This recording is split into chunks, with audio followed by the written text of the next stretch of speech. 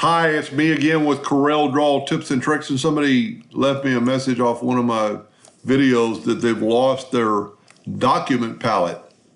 I think I've done a video like this before, but not really. I showed you how to clear it out, but nothing how to make one. So there's no document palette. I've taken mine away.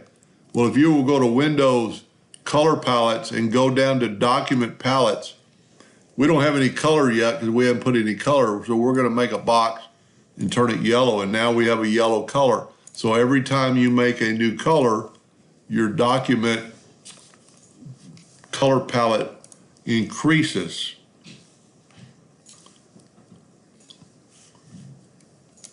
Now we have black. It wasn't recognizing the font, but I turned the font black. So there's your document palette. You can turn that on and off. So you probably accidentally turned it off by right here.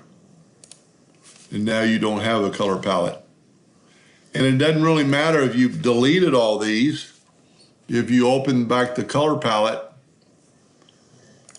those document palettes are there because you used them in that document somewhere. Now, we can open a new document